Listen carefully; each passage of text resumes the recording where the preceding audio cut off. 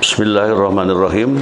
Assalamualaikum warahmatullahi wabarakatuh. Waalaikumsalam warahmatullahi wabarakatuh. Alhamdulillahilladzi arsala rasulahu bil huda wa dinil haqq liyudhhirahu 'alad dini kulli wa kafa billahi syahida. Asyhadu an la ilaha illallah wahdahu la syarikalah wa asyhadu anna Muhammadan 'abduhu wa rasuluh. Allahumma shalli ala sayidina Muhammad wa ala alihi wa sahbihi ajma'in. Rabbi shrah li sadri wa yassir li amri wahlul 'uqdatam min lisani yafqahu qawli, amma ba'du. Qala Allah Ta'ala fil Qur'anil Karim, wa in ta'adzana rabbukum la in syakartum la azidannakum wa la in kafartum inna azabi lasyadid. Al-ayah. Puji dan syukur kita panjatkan kehadirat ilahi Rabbi Allah Subhanahu wa Ta'ala. Salawat dan salam semoga Allah melimpahkannya kepada junjungan kita Nabi besar Muhammad sallallahu alaihi wasallam, kepada para keluarganya, para sahabatnya, para pengikutnya, termasuk kita yang sudah hadir di masjid yang kita cintai ini, atau melalui Zoom yang sudah kelihatan hadir. Mudah-mudahan semuanya mendapatkan rahmat, berkah, maghfirah dari Allah Subhanahu wa Ta'ala. Saya mengucapkan terima kasih kepada semuanya. Mudah-mudahan hari ini lebih baik, lebih sempurna ibadah kita kepada Allah Subhanahu wa Ta'ala. Dan selanjutnya ke depan selalu kita mendapatkan jalan yang membawa keselamatan, kebahagiaan dunia dan akhirat. Sebelum kita mengkaji tema yang sudah kami siapkan, materi yang sudah kami siapkan, kita berdoa dahulu kepada Allah Subhanahu wa Ta'ala. Doa yang pertama memohon kepada Allah bagi hamba-hamba Allah yang sedang sakit. Jamaah kita mungkin ada yang sakit, keluarga kita ada yang kurang sehat, atau kita yang hadir juga mungkin kurang sehat. Mudah-mudahan dengan izin Allah yang sedang sakit disembuh sehatkan oleh Allah Subhanahu wa Ta'ala. Allahumma rabban nasi mudhibal ba'si ishfi anta syafi la syafi'a illa anta syifaan la yughadiru saqama. Amin. Doa yang kedua, doa meminta kelancaran dalam menjalani hidup ini. Mudah-mudahan hidup hari ini dan seterusnya sampai dipanggil oleh Allah Subhanahu wa Ta'ala, sampai dikumpulkan di tempat yang dimuliakan oleh Allah Subhanahu wa Ta'ala, diberikan jalan yang terbaik untuk bisa menempuhnya dengan penuh kebahagiaan, dengan keselamatan, dan juga dengan maghfirah, rahmat, berkah dari Allah Subhanahu wa Ta'ala. Rabbi shrah li sadri wa yassir li amri wahlul 'uqdatam min lisani yafqahu qawli. Allahumma anfa'na bima 'allamtana wa 'allimna ma yanfa'una wajidna ilma. Allahumma aftah alaina hikmataka wansur alaina min khajaini rahmatika ya arhamar rahimin. Amin amin ya Allah ya rabbal alamin. Tema yang akan kita ungkapkan di saat ini mungkin sudah dibaca di player masing-masing. Temanya adalah kajian surah Al-Maidah ayat 8. Kebijakan dibuat untuk kemaslahatan umat. Nah ini. Jadi kebijakan dibuat untuk kemaslahatan umat. Yang membuat kebijakan, yang membuat aturan tentu memiliki tujuan, niat yang baik. Bagaimana membawa kemaslahatan bagi umat, bagi bangsa, bagi masyarakat, bagi manusia, semuanya memiliki keutamaan-keutamaan.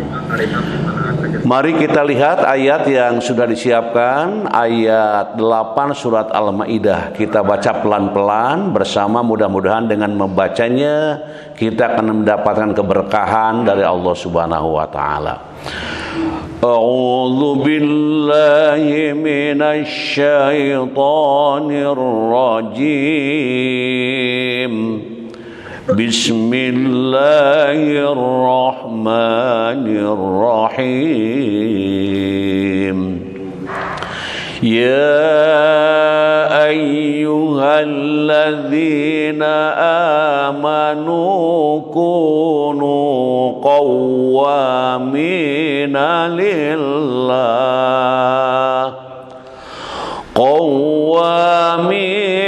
lillahi syuhada'a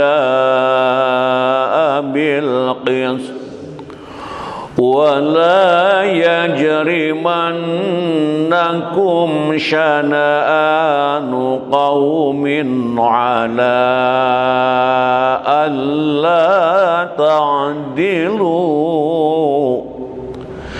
i'dilu huwa aqrabu littaqwa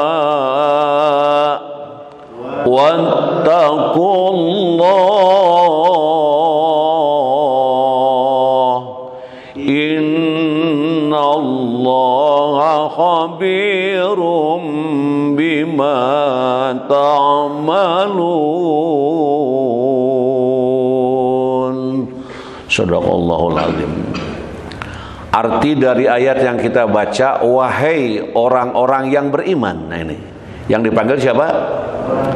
Orang-orang yang beriman. Nah mudah-mudahan yang hadir, yang sudah hadir dan yang siap hadir, atau yang mau hadir namun nggak jadi hadir, semuanya kita dan keluarga termasuk orang yang dipanggil dengan ayat ini, yaitu wahai orang-orang yang beriman. Apa katanya?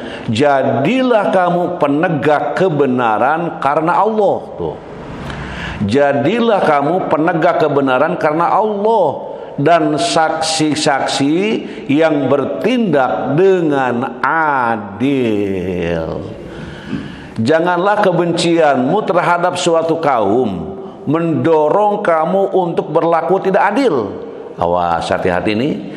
Janganlah kebencianmu, misalnya benci seseorang kepada orang lain, ya. Kata Allah, janganlah kebencianmu terhadap suatu kaum mendorong kamu untuk berlaku tidak adil. Karena benci, karena pusing gitu ya, kemudian menghukum dengan tidak adil, tidak boleh. Nah, itu. Berlakulah adil, karena adil itu lebih dekat kepada takwa, tuh gitu. Bertakwalah kepada Allah, sesungguhnya Allah Maha teliti terhadap apa yang kamu kerjakan. Di para hadirin, kalau dibaca pelan-pelan ya, setelah pengajian ini dengan penuh kehusyuan, penuh makna, begitulah Allah memberikan satu tuntunan ajaran bagi orang-orang yang beriman.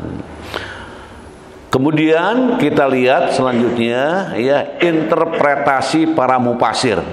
Bagaimana para pemikir tentang Islam ini, ya, mufasir ini menyikapi ayat yang kita baca tadi. Masih ingat ayatnya? Tadi ayat berapa? Ayat ayat berapa tadi? Ayat 8. Surat apa? Ya, minimal tahu ayatnya, judulnya, mudah-mudahan isinya ya.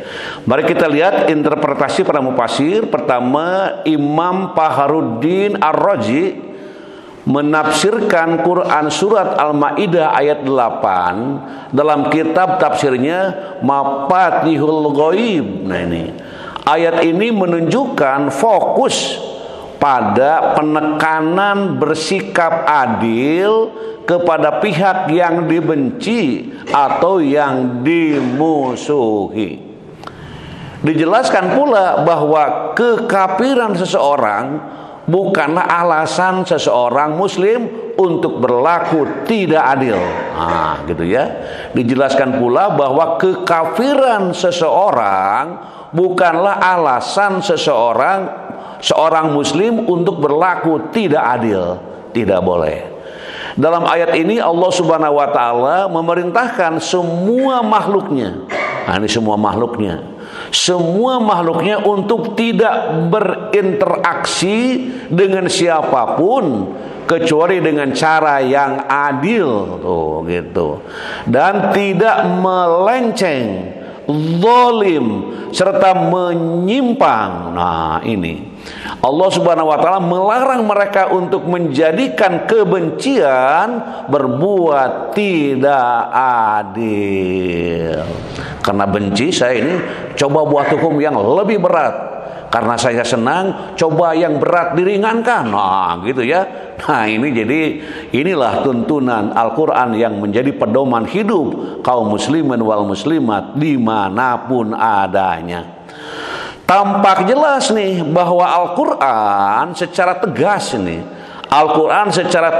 memerintahkan umat Islam untuk berbuat adil terhadap siapapun. Halo orang-orang Islam, dengar nih kalimat ini ya orang Islam.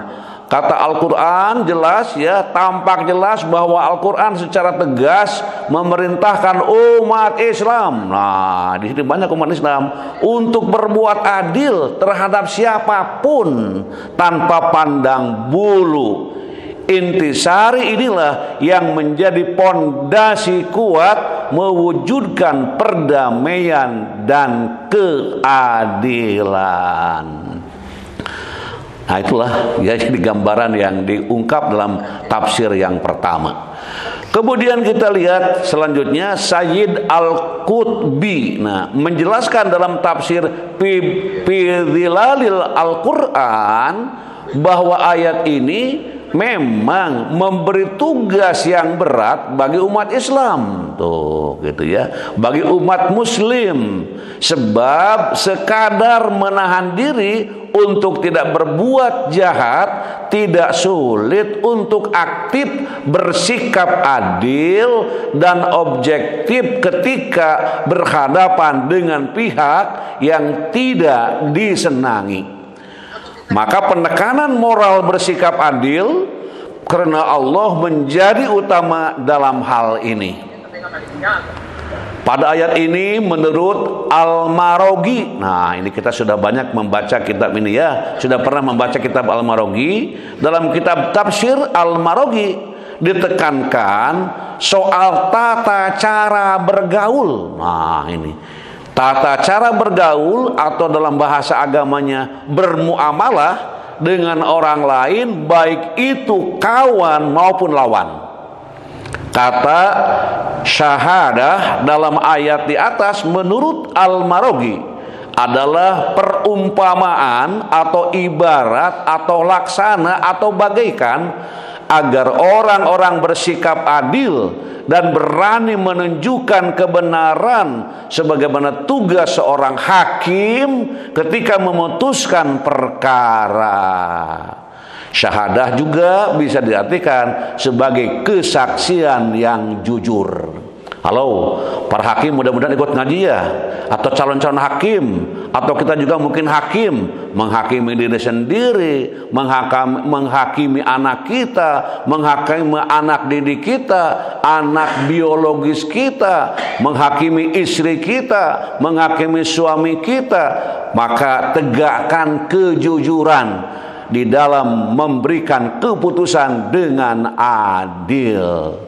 Selanjutnya hadirin wal hadirat rahimakumullah, Imam As-Sa'di dalam kitab tafsir As-Sa'di menyebutkan bahwa Allah menyeru orang-orang yang beriman. Nah ini ya, ini menyeru orang-orang beriman, bukan orang muslim ini, karena banyak orang muslim yang kurang beriman. Halo, banyak orang muslim yang masih perlu ditingkatkan keimanannya gitu. Saya orang muslim, tapi bagaimana ini keimanannya? Gitu ya. Makanya di sini yang dipanggilnya itu orang yang beriman, artinya orang muslim yang sudah memiliki keimanan, memiliki kepercayaan, keyakinan, akidah yang kuat terhadap rukun iman yang jumlahnya sudah pada hafal semuanya. Nah, itu. Jadi menyeru orang-orang yang beriman agar menegakkan konsekuensi iman dengan menjadi orang-orang yang selalu menegakkan kebenaran karena Allah, menjadi saksi dengan adil semata-mata karena Allah. Nah, jadi dasarnya itu karena Allah. Bila apapun pekerjaan kita dilakukan dengan karena Allah, insya Allah tidak punya merasa beban, tidak merasa tersiksa, tidak merasa hina. Tapi orang-orang mukmin yang kerjanya karena Allah, apapun menjadi indah, pekerjaan itu seberat apapun tetap dirasa lebih indah, asyik dalam melaksanakannya, termasuk melakukan apa yang diungkapkan tadi. Hendaknya gerak-gerik yang dilakukan lahir dan batin. Nah, ini gerak-gerik. Orang kan suka gerak-gerik ya. Gerak-gerik itu apa? Halo? Gerak-gerik ya, yang dilakukan lahir dan batin, terus bersemangat dalam menegakkan keadilan, dan hendaknya pelaksanaannya itu hanya karena Allah semata, bukan karena tujuan dunia, bukan karena keluarga, bukan karena kolega, bukan karena sobat lekat, bukan, tapi harus karena Allah yang diutamakan. Dan hendaknya berlaku adil tanpa berlebih-lebihan dan merendahkan orang lain. Tegakkan itu kepada kerabat, orang jauh, kawan maupun musuh. Masya Allah, ini sangat tegas ini. Itulah ngaji yang sedang kita lakukan. Selanjutnya hadirin wal hadirat rahimakumullah, kita ingin melihat nilai-nilai pedagogis ya, nilai-nilai pendidikan. Coba kita lihat nilai-nilai pedagogis dari ayat yang kita baca. Keadilan sebagai prinsip utama. Nah, ini jadi judulnya, keadilan sebagai prinsip utama dilihat dari sisi pedagogisnya. Pendidikan pertama yang dapat dipetik adalah pentingnya keadilan dalam segala aspek kehidupan. Ayat ini menekankan bahwa setiap keputusan atau kebijakan yang diambil harus berlandaskan pada keadilan tanpa memandang status sosial atau kedudukan seseorang. Karena ayah saya, karena ibu saya, karena kawan saya, hati-hati dalam memberikan keputusan itu. Dalam konteks kebijakan, prinsip ini mengajarkan bahwa kebijakan yang dibuat seharusnya mengutamakan keseimbangan hak dan kewajiban, serta memberikan manfaat yang adil untuk semua lapisan masyarakat. Nah, itu yang diungkap dalam kajian ini. Kemudian selanjutnya hadirin wal hadirat rahimakumullah, kebijakan untuk kemaslahatan umat. Nah, ini di kebijakan ini untuk kemaslahatan umat. Umat itu ya manusia yang pada umumnya, bukan sendirian gitu ya. Ayat ini menekankan bahwa kebijakan yang dibuat harus untuk kemaslahatan umat, yaitu membawa kebaikan dan manfaat bagi semua pihak. Tuh, gitu. Kemaslahatan di sini mencakup kesejahteraan, kedamaian, dan keberlanjutan hidup yang adil. Kebijakan yang tidak adil akan menciptakan ketidakpuasan, ketegangan, dan ketidakstabilan dalam masyarakat. Oleh karena itu penting bagi pemimpin untuk mengutamakan kepentingan umat, kepentingan bangsa, kepentingan manusia secara keseluruhan, bukan hanya untuk golongan-golongan tertentu saja. Nah, jelas ini yang kedua. Kita lihat yang lainnya. Nah, di sini juga yang lainnya mengungkapkan ini. Halo, menghindari hawa nafsu. Nah, ini semua orang punya hawa nafsu kan? Halo, semua manusia yang hidup punya hawa nafsu, betul nggak? Hawa nafsu ini mesti kita ungkap di sini. Menghindari hawa nafsu, kebijakan yang adil akan dapat terwujud jika para pengambil keputusan dapat menghindari pengaruh hawa nafsu atau kepentingan pribadi. Hawa nafsu dapat menyebabkan penyimpangan dari prinsip keadilan, sehingga sangat penting untuk menjaga niat dan tujuan yang mulia dalam setiap kebijakan yang diambil. Kalau dalam hati ada perasaan yang tidak beres, segera bermohon pertolongan kepada Allah. Ada niat yang busuk di dalam memberikan keputusan, mohon petunjuknya kepada Allah Subhanahu wa taala. Dalam pendidikan politik dan pemerintahan, hal ini mengajarkan pentingnya integritas dan ketulusan dalam memimpin dan mengelola urusan publik. Halo, para guru di sini ada ya, para guru, ustadz, kiai, ajengan, mualim ya, dosen, semuanya ini menjadi pendidik-pendidik yang membawa anak didiknya untuk berlaku yang lebih sempurna, lebih baik dalam menjalani hidup yang kita hantarkan mereka. Selanjutnya hadirin wal hadirat rahimakumullah, kita lihat landasan teoretis. Nah sekarang gimana ini landasan teoretisnya yang akan kita ungkap. Kebijakan publik dalam Islam nih, halo nih. Kebijakan publik dalam Islam adalah kebijakan umum yang melahirkan kemaslahatan atau kesejahteraan rakyat dengan pilar utama terpenuhinya tujuan syariah atau maqasid syariah.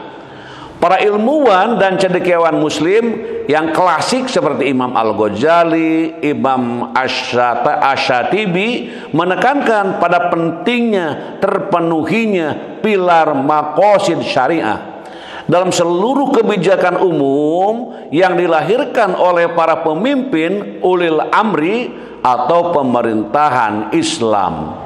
Allah memerintahkan kita semuanya untuk mematuhi aturan dan kebijakan yang dilaksanakan orang-orang yang dipilih untuk menjalankan urusan dan kepentingan publik atau ulil amri. Allah mewajibkan hal itu setelah mewajibkan kita taat kepada Allah dan taat kepada Rasulullah, dan juga dalam surat An-Nisa ayat 59 kalau kita gali lebih dalam lagi.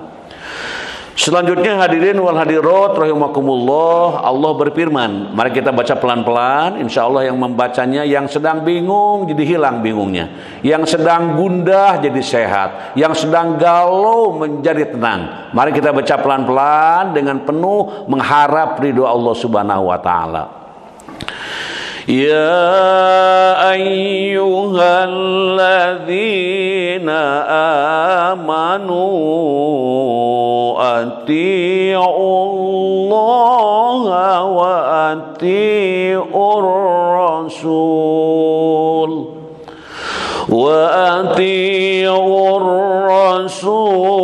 wa ulil amri minkum fa in tanaza'tum fi syai'in farudduhu ila Allahi war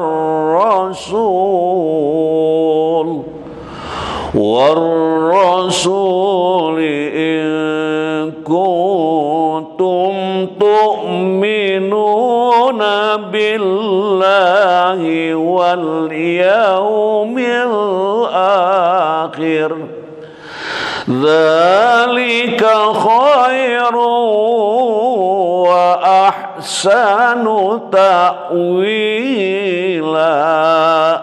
Kita lihat artinya, wahai orang-orang yang beriman. Nah ini kita baca ayat ini juga sama, ini memanggil kita, wahai orang-orang yang beriman, taatilah Allah dan taatilah Rasul. Tuh, serta ulul amri. Nah ini pemegang kekuasaan di antara kamu. Taatilah Allah, taatilah Rasul, dan ulil amri, pemegang kekuasaan di antara kamu. Jika kamu berbeda pendapat tentang sesuatu, beda pendapat, kembalikanlah kepada Allah, kepada Al-Quran dan Rasul sunnahnya. Jika kamu beriman kepada Allah dan hari akhir. Nah ini ada penegasan, jika kamu beriman kepada Allah dan hari akhir. Jadi kalau ada apa tadi? Kalau ada sesuatu hal yang tidak jelas ya, atau ada berbeda pendapat, perbedaan pendapat gitu, tidak usah repot ya, kembalilah kepada Al-Quran, kembalilah kepada Allah, kepada sunnah Rasul. Jika kamu beriman, nah ini ada jika kamu beriman kepada Allah dan hari akhir. Ya kalau kurang-kurang iman mungkin tidak ke situ gitu ya pertimbangannya. Yang demikian itu lebih baik bagimu tuh. Lebih bagus akibatnya di dunia dan di akhirat. Jadi hidup kita itu bukan hanya kesenangan dunia. Karena ada orang yang jor-joran cari dunia terus dan terus, tidak ada kepuasan, dan memang tidak akan puas kalau hanya dunia yang menjadi tujuan hidup ini.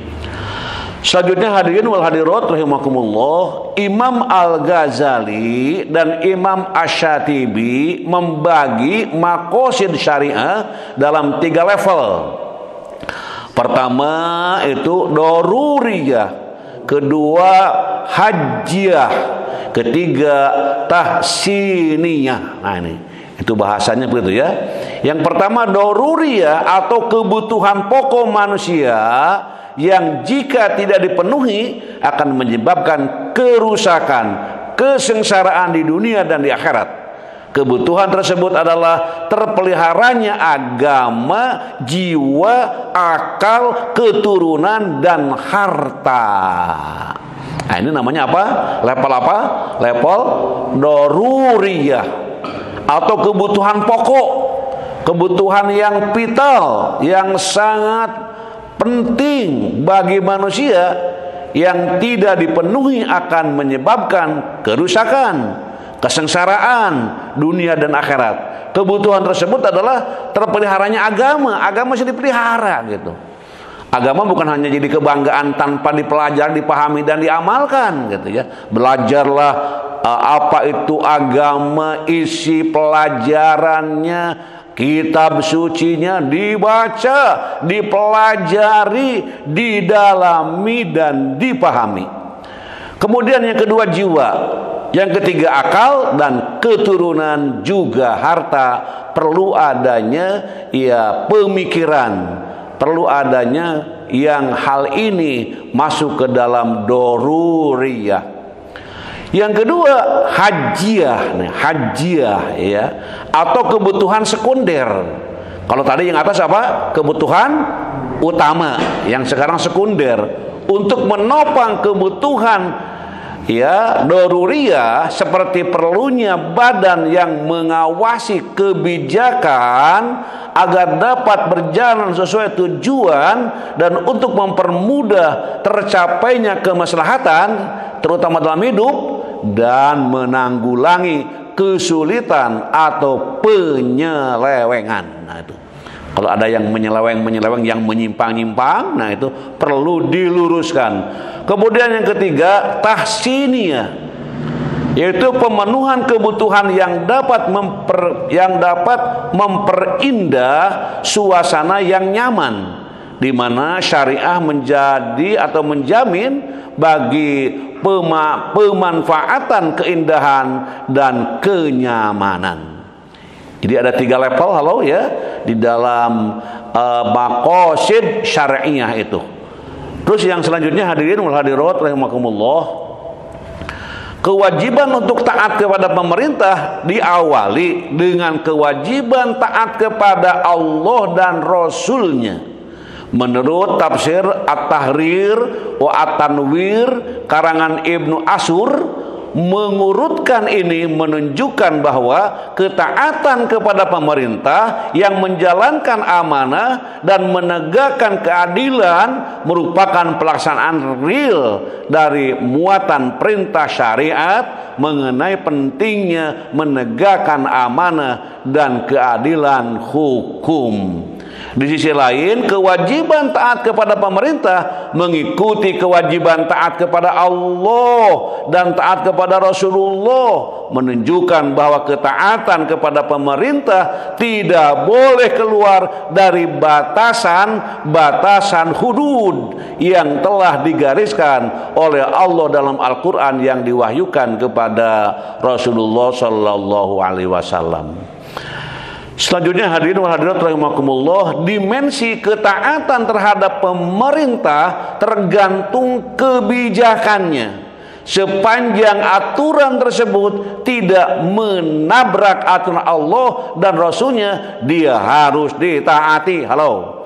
Jadi memang diukur ya, dipikirkan, dipertimbangkan. Ketika pemerintah mengeluarkan peraturan yang sifatnya memelihara keamanan, ketertiban masyarakat, melindungi, mengayomi, dan melayani masyarakat, menegakkan hukum dan keadilan, mengawasi ideologi yang dapat menimbulkan perpecahan atau mengancam persatuan dan kesatuan bangsa, maka aparat kepolisian sebagai penegak hukum, pemerintah wajib untuk dipatuhi. Jelas ya? Halo. Selanjutnya kita lanjutkan ya. Setelah dimensi-dimensi barusan, nah ini sabda Rasul. Mari kita lihat, kita baca pelan-pelan. Dengan membacanya mudah-mudahan kita termasuk orang yang mendapatkan syafaat dari Rasulullah SAW. Alal mar'il muslim as-sam'u wa ta'atu fima ahabba wa kariha illa an yu'maru bi ma'siyatin fa in umiru bi ma'siyatin fala sam'a wala ta'ata. Wajib bagi seorang muslim untuk selalu mendengarkan dan taat kepada pemimpin dalam hal-hal yang disukai atau dibencinya, selama tidak diperintahkan berbuat maksiat kepada Allah. Jika dia diperintahkan untuk berbuat maksiat kepada Allah, jangan dia dengar dan jangan dia taat. Nah, ini sabda Rasulullah itu cukup jelas dan tegas bagaimana ini kita hidup supaya tetap mendapatkan kemaslahatan. Selanjutnya hadirin wal hadirat rahimakumullah, kita juga diinformasikan setelah kita membaca sabda Rasul, sementara itu rakyat wajib memberikan dukungan yang positif dan sekaligus kontrol yang kritis secara berkelanjutan terhadap lembaga perwakilan sebagai perumus, legislatif istilahnya, lembaga pemerintahan sebagai pelaksana, eksekutif, maupun lembaga peradilan sebagai penegak hukum, judikatif. Nah, ini bagi para mahasiswa, bagi para pelajar, ini sudah tidak asing istilah-istilah ini.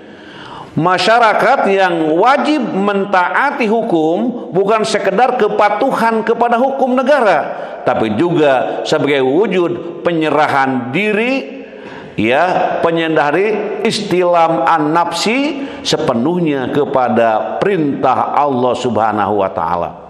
Dengan dibuat kebijakan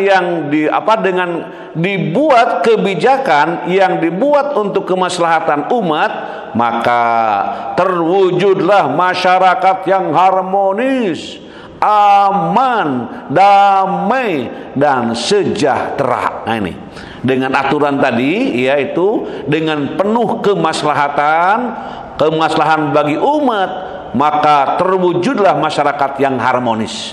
Masya Allah ya, masyarakat yang aman, subhanallah, masyarakat yang damai, Masya Allah, dan sejahtera. Indonesia insya Allah termasuk negara yang selalu harmonis, aman, damai dan sejahtera. Amin.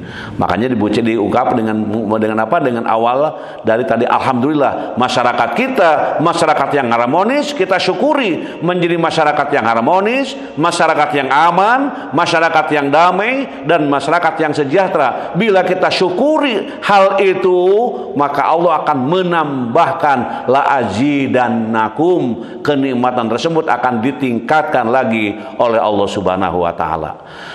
Selanjutnya hadirin wal hadirat rahimakumullah, bagaimana cara menciptakan kemaslahatan umat dari kebijakan yang dibuat ulil amri. Gimana ini? Waduh, begitu kira-kira pertanyaannya. Mari kita lihat jawabannya. Seperti apa cara menciptakan itu? Pertama, memiliki pengetahuan atas kebijakan yang diterapkan.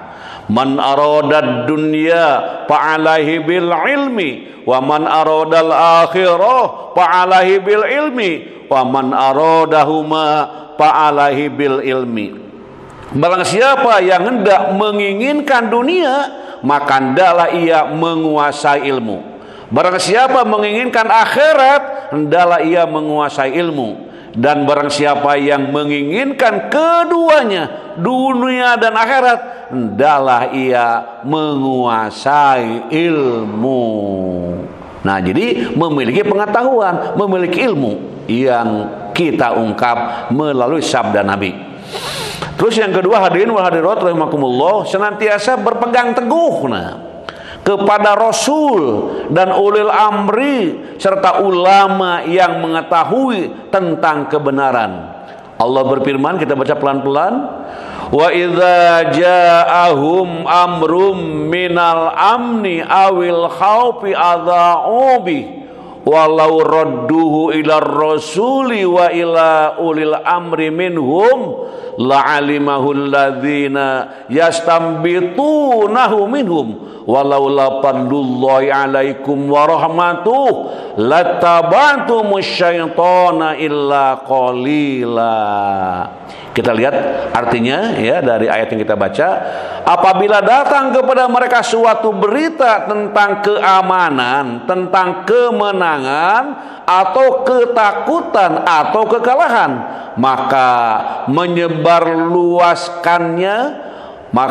mereka menyebarluaskannya, padahal seandainya mereka menyerahkannya kepada Rasul dan ulul amri, pemegang kekuasaan di antara mereka, tentulah orang-orang yang ingin mengetahui kebenarannya akan dapat mengetahuinya secara resmi dari mereka, dari Rasul dan ulul amri. Sekiranya bukan karena karunia dan rahmat Allah kepadamu, tentulah engkau mengikuti setan kecuali sebagian kecil saja di antara kamu.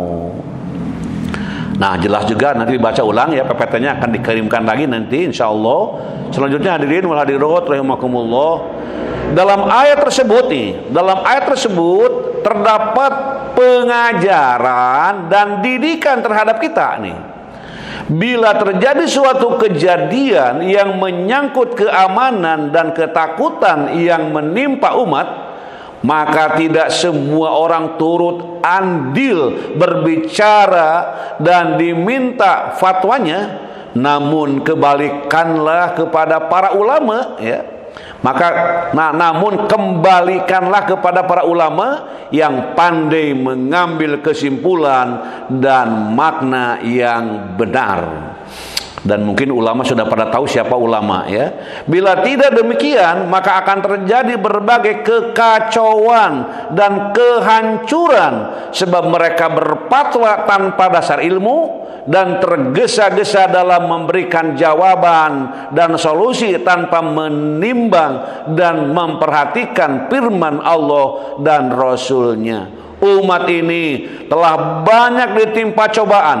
Di antara sebabnya adalah adanya sebagian orang yang tidak berkecukupan ilmu agama, namun ia tampil di tangan kaumnya untuk mengambil sikap dalam hal tersebut, sehingga ia pun mencelakakan diri sendiri dan juga mencelakakan orang lain.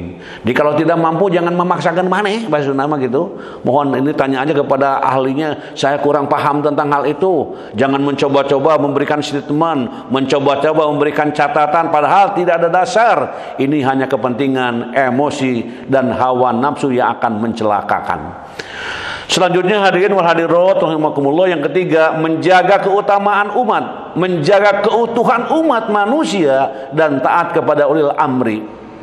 Rasul bersabda, ad-dinun nasihatu. Qalu liman ya Rasulullah? Qala lillahi wa li kitabihi wa li rasulihi wa li a'immatil muslimina wa ammatihim. Agama ada nasihat. Para sahabat bertanya, untuk siapa wahai Rasulullah nasihat itu? Beliau menjawab, untuk Allah, kitabnya, rasulnya, pemimpin kaum muslimin dan kaum muslimin secara umum. Nah, itu menjaga keutuhan. Jadi utuh, tidak terpecah belah. Selanjutnya hadirin wal hadirat rahimakumullah, inilah yang diajarkan sunnah dan yang dijalankan kaum salaf. Inilah yang akan membuat kebaikan tersebar luas. Sampai-sampai sebagian salaf berkata, sekiranya aku mempunyai doa yang mustajab, tentu akan aku jadikan doaku untuk penguasa, sebab baiknya penguasa akan membuahkan kebaikan untuknya dan juga rakyatnya. Oleh karena itu, Syekhul Islam Ibnu Taimiyah menyatakan bahwa sudah seharusnya masalah kepemimpinan itu kita jadikan sebagai bagian dari pelaksanaan ajaran agama, di mana kita juga bertakarrub kepada Allah melalui hal-hal tersebut, dan agar kita menjalankan ketakwaan kita kepada Allah Subhanahu wa taala dengan melaksanakan apa yang menjadi kewajiban kita terhadap penguasa sesuai dengan apa yang diajarkan Al-Qur'an dan As-Sunnah. Selanjutnya kita lihat yang keempat, tidak menyakiti. Hati-hati ini, tidak menyakiti. Sabda Rasul, idmanu li sittan min anfusikum adman lakum al jannata. Kemudian usduku idza haddastum wa aufu idza wa'atum wa addu idza tumintum wahfadhu furujakum wa gudhu absarakum wa kufu aidiyakum.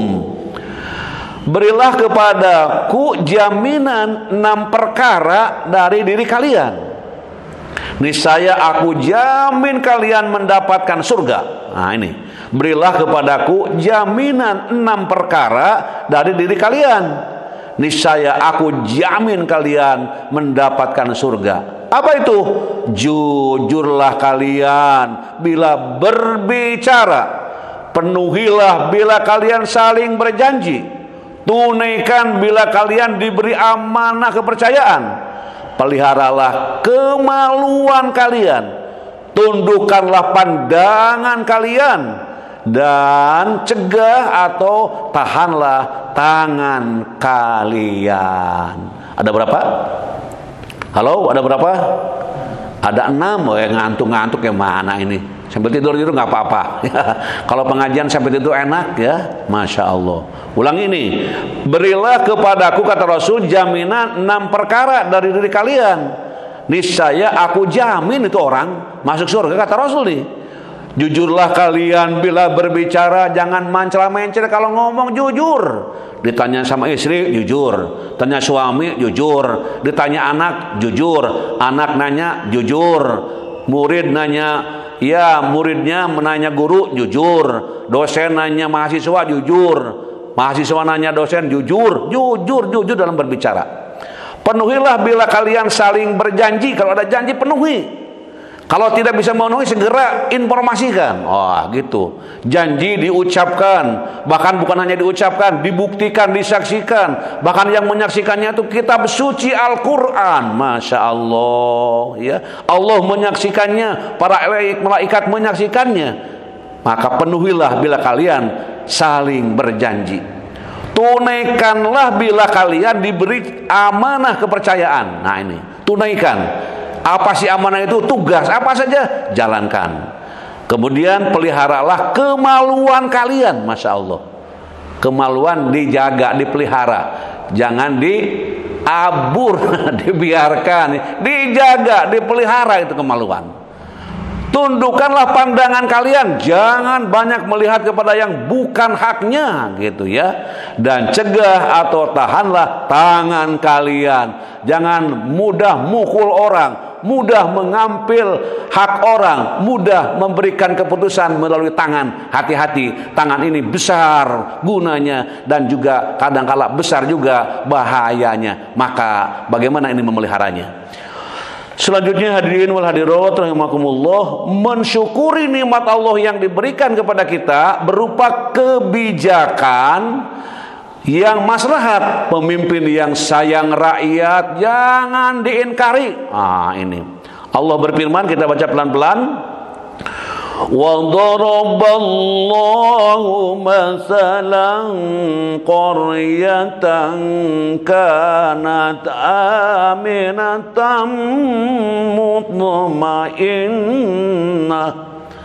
مطمئنة يأتيها رزقها رغدا من كل مكان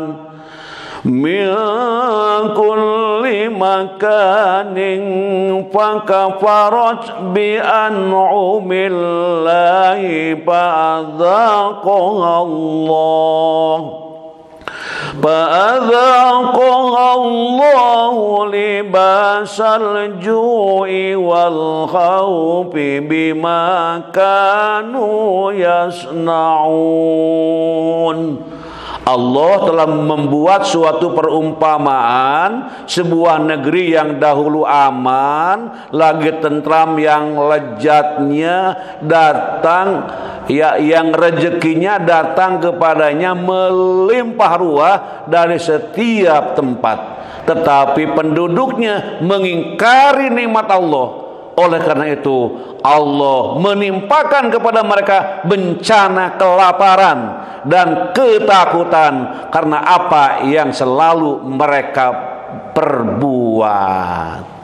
Selanjutnya hadirin wal hadirat rahimakumullah, nah ini masuk ke kisah teladan. Kita baca pelan-pelan kisah teladan. Kisah inspiratif Utsman bin Affan, seorang saudagar kaya yang dikenal karena kedermawanannya. Ia menggunakan kekayaannya untuk kemaslahatan umat Islam, membuktikan bahwa pengorbanan juga bisa datang melalui harta. Salah satu kisah kedermawanan Utsman adalah ketika ia membeli sumur rumah dari seorang Yahudi dan mendonasikannya untuk komunitas Muslim di Madinah. Tindakan ini memberikan dampak besar karena sumur tersebut kini bisa digunakan oleh umat Islam secara gratis. Kisah ini mengajarkan bahwa harta bisa mendekatkan diri kepada Allah jika digunakan dengan niat yang ikhlas. Selama persiapan Perang Tabuk, selama persiapan Perang Tabuk, Utsman menyumbangkan sebagian besar hartanya untuk membiayai peralatan perang. Kisah ini menunjukkan kedermawanan dan ketulusan Utsman dalam mendukung perjuangan Islam. Di akhir hayatnya, Utsman menghadapi fitnah yang mengancam kepemimpinannya. Ia tetap sabar dan teguh, bahkan rela mati syahid daripada meninggalkannya prinsip-prinsip Islam. Kisah Utsman menginspirasi umat Islam untuk selalu ikhlas dan dermawan dalam membantu bersama serta tegas dan mempertahankan iman di tengah ujian. Selanjutnya kisah yang kedua sahabat Rasulullah SAW. Berikutnya yang patut dijadikan teladan adalah kisah Ali bin Abi Thalib, sepupu dan menantu Rasulullah. Ali dikenal sebagai pemikir cerdas, bijaksana, dan pemberani. Sejak muda Ali sudah menunjukkan kecerdasan luar biasa dan kedekatan dengan Rasulullah. Saat Rasulullah SAW berhijrah ke Madinah, Ali menunjukkan keberaniannya dengan tidur di tempat tidur Rasulullah SAW untuk mengecoh musuhnya. Kisah ini menunjukkan pengorbanan luar biasa Ali yang rela meletakkan dirinya dalam bahaya demi keselamatan Rasulullah Shallallahu Alaihi Wasallam. Sebagai khalifah keempat, Ali selalu mencari jalan terbaik untuk menyelesaikan konflik, termasuk dalam menghadapi perpecahan di kalangan umat Islam. Kisah ini mengajarkan kita pentingnya kecerdasan, kesabaran, keberanian, dan memperjuangkan kebenaran. Ali juga dikenal sebagai pejuang yang gagah berani di medan perang, tidak gentar menghadapi musuh-musuh Islam, dan selalu menunjukkan keteguhan iman yang kokoh. Kisah Ali bin Abi Thalib memberikan inspirasi untuk tetap teguh dalam membela agama dan menegakkan kebenaran. Selanjutnya hadirin wa hadirat rahimakumullah, sampailah kepada doa. Doanya ini mungkin sudah sering dibaca. Mari kita baca bareng-bareng. Mudah-mudahan di saat kita pagi hari ini, alhamdulillah Allah mengabulkan doa-doa kita. Allahumma rahmataka arju wala takilni ila nafsi torpata ainin. Aslih li sya'ni kullahu la ilaha illa anta. Ya Allah, kepada rahmatmu ku berharap. Janganlah kau biarkan aku sendiri menyelesaikan urusan meski sekejap. Bawakanlah kemaslahatan pada segala urusanku. Tiada Tuhan selain Engkau. Amin, amin. Hadis diambil dari hadis Bukhari dalam kitab Adabul Mufrad. Itulah hadirin jamaah kajian kita di pagi hari ini. Alhamdulillah kita masih diberi umur, diberi kesehatan, diberi kekuatan di dalam menjalankan kehidupan sehari-hari ini. Nah, sebelum sampai kepada doa di akhir kajian, ada bagusnya saya pribadi ingin mengucapkan terima kasih kepada semua yang hadir, yang sudah hadir di sini. Luar biasa. Yang pertama, saya ucapkan terima kasih kepada semua pihak yang hadir. Alhamdulillah ada 814 orang. Ditambah mungkin di masjid-masjid lain. Mudah-mudahan terus dakwah kita bergerak, berjuang dalam menyelamatkan umat, menyelamatkan bangsa. Tiada yang kita cari, hanya ridho Allah Subhanahu wa taala. Ucapan terima kasih yang saya sampaikan ini terutama yang pertama kepada Sivitas Akademika UPI yang telah memberikan peluang kesempatan di dalam kajian ini. Mudah-mudahan UPI menjadi universitas yang dibanggakan oleh Allah Subhanahu wa taala. Para pemimpinnya dari rektor sampai ketua prodi dan pimpinan yang lainnya diselamatkan oleh Allah dunia dan akhirat dan mendapatkan ridho dari Allah Subhanahu wa taala. Juga ucapan terima kasih kepada MDGB dan juga sekretarisnya yang selalu hadir dan membagikan player di kalangan para guru besar, di kalangan yang lainnya di UPI. Mudah-mudahan dan di luar UPI semuanya menyambut pahala dan rahmat dari Allah Subhanahu wa taala. Kemudian juga terima kasih kepada guru besar yang sama-sama hadir dalam kesempatan ini. Yang pertama Profesor Bunyamin Maftuh. Halo, ini pembantu rektor yang hadir. Mudah-mudahan tetap beliau menjadi pimpinan yang dibanggakan Allah Subhanahu wa taala. Kemudian Profesor Edi Suresman. Nah, ini Ketua DKM Masjid Al-Furqan UPI yang membanggakan, dan juga para sesepuhnya Pak Kiai Haji Duliman saya lihat hadir, dan pengurus yang lain. Mudah-mudahan tetap dalam bimbingan lindungan Allah Subhanahu wa taala. Kemudian hadir juga Profesor Sri Subekti, terima kasih. Profesor Usep Kuswari hadir, terima kasih. Juga membawa jamaahnya dari Lembang. Mudah-mudahan menjadi amal ibadah kepada Allah Subhanahu wa taala. Kemudian Profesor Juju Masuna juga hadir, Profesor Dedi Koswara juga hadir, Profesor Neti Budiana juga hadir, Profesor Cucu Yuniarsi, Profesor Yudi Sukmayadi juga hadir, Profesor Aan Komaria, Profesor Ahmad Bukhari, halo, juga Profesor Dedi Rohendi, kemudian Profesor Ade Subandi, kemudian juga Profesor Ding Hairudin, kemudian Profesor Rahmat, Profesor Emilia juga hadir, dan juga Profesor Ana juga hadir. Di samping profesor yang lain yang mungkin tidak tersebutkan, mudah-mudahan semuanya mendapatkan keberkahan dari Allah Subhanahu wa taala.